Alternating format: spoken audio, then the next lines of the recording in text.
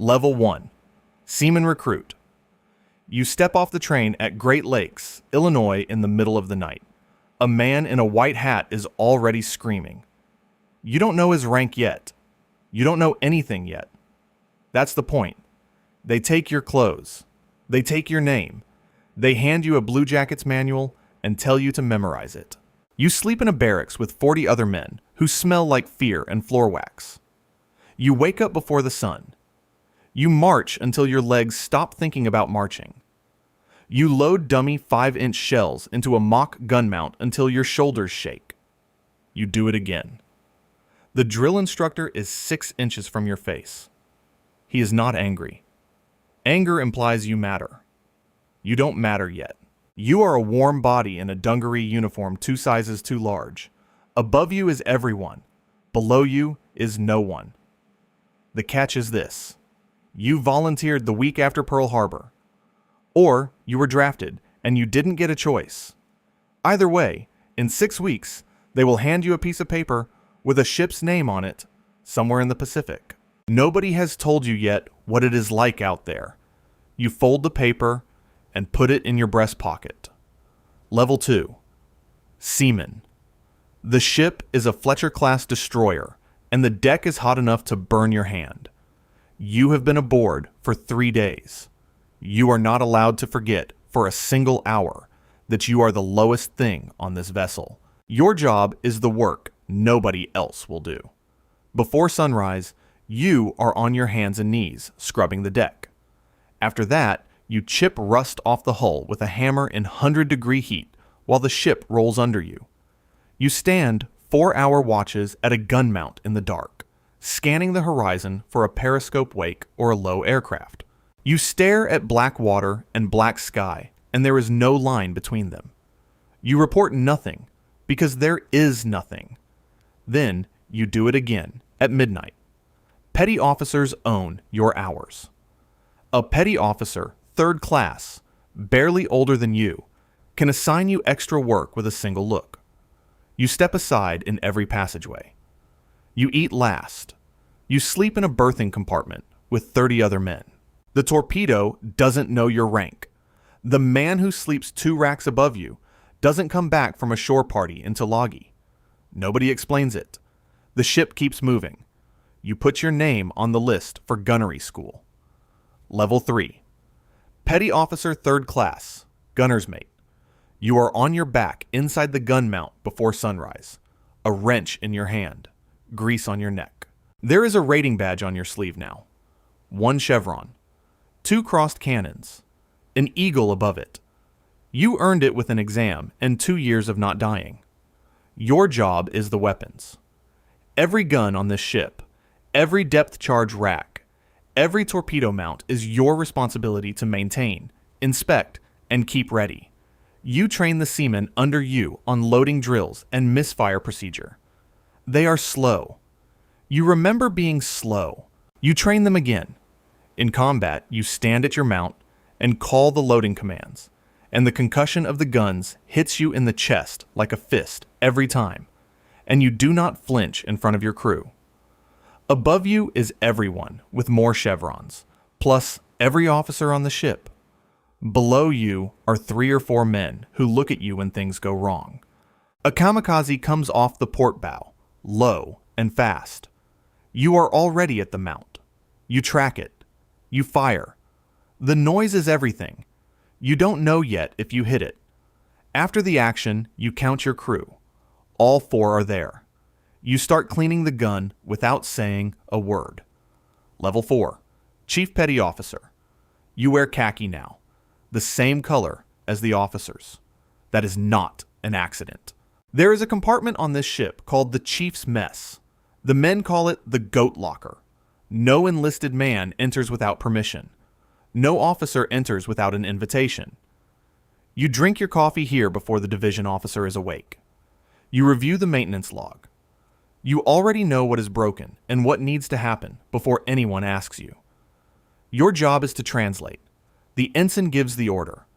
You make it real. You know things that are not in any manual because you served on 4 ships before this one, and you survived 2 engagements and you have been doing this since before half your crew was in high school. You manage 30 men, their training, their morale, their mistakes. When 2 of them have a problem, they come to you before they go anywhere else.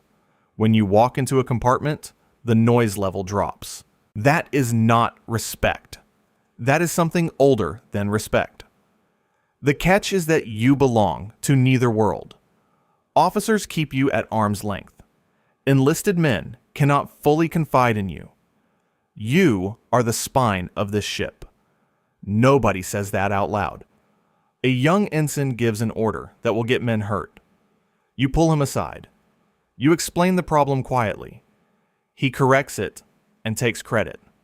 You let him. This is also your job. Level 5. Ensign. You have a single gold stripe on your sleeve. You have a commission signed by the President of the United States. You are 22 years old and you are legally in command of this ship during your watch while the captain sleeps. The wardroom is white tablecloths and someone pouring your coffee. 2 months ago, you poured your own. The chart table is in front of you. The compass. The helmsman waiting. The sea is dark, and the ship is moving at 22 knots, and every decision about its heading is yours until 0400. A contact appears on the radar scope. It could be a fishing vessel. It could be a Japanese submarine. You have 90 seconds to decide, and there is no one to ask. You make the call. It is a friendly. Your hands stop shaking somewhere around dawn. The chief knows you got lucky. He doesn't say so. He explains what you should have done and frames it as a question, so you feel like you figured it out yourself. Above you is every senior officer on the ship. Below you is every enlisted man, theoretically. The chief has forgotten more about this vessel than you will know in 2 years. You are authority without mastery. That gap can get people killed. You spend every waking hour trying to close it. Level 6. Lieutenant Commander, Destroyer Captain. No one sits in that chair. You have never had to say this. They simply don't. You command a Fletcher-class destroyer. 329 men. 1 ship. Every decision about its course, its weapons, and its crew is yours, including the ones you make in the dark with bad information and no time. Wartime. You are 5 years out of the academy. They gave you this command because the war is burning through experienced officers, and you have a Navy Cross and a clean record. You write the action reports. You write the letters. When a man from the forward fire room dies at Lady Gulf, you write to his mother in Ohio. You put the pen down and return to the plot. The mission does not pause. Your squadron commander is a captain with the informal title of Commodore. He will relieve you of command without a hearing if your performance slips. There is no second chance at this level. You know this. Your officers know this. The men know this when they watch you walk to the bridge. After a night surface engagement, you stood on the wing of the bridge and watched a torpedo wake cross 40 yards behind your stern. 4 seconds. 1 order. You don't write about the 4 seconds. Level 7. Captain. Fleet carrier. The flight deck stretches out ahead of you in the gray before dawn. 80 aircraft. 80 pilots. The air smells of fuel and salt and hot metal. You are the commanding officer of one of the most powerful weapons in the history of naval warfare, and you are watching it launch into the dark, 1 plane at a time, and there is nothing left for you to do but count them back. Your job is not to fight. Your job is to make fighting possible. You coordinate the strike packages, the fuel loads, the ordnance, the recovery schedules. You manage 3,000 men across departments. You advise the task force admiral who operates from your bridge. You are simultaneously a commanding officer and a host and a platform and a thinking instrument pointed at the enemy. When you enter any space on this ship, someone calls attention on deck and the room stops. You watch your pilots launch. One doesn't come back from the strike on Luzon. You note the name. You return to the operations table. You feel something you will not name until 30 years from now. alone, when no one can see. The catch is that you are too valuable to be in the fight. You are 4 stars of rank and a hull full of irreplaceable machinery. You are safe. This is the first time in your career that safety feels like a punishment. Level 8. Fleet Admiral, Commander-in-Chief, Pacific. There is a map on the wall of your headquarters that covers an entire ocean. Pins and flags from the Aleutians to the Coral Sea. Each flag is a fleet. Each fleet is thousands of men. You move them with a word.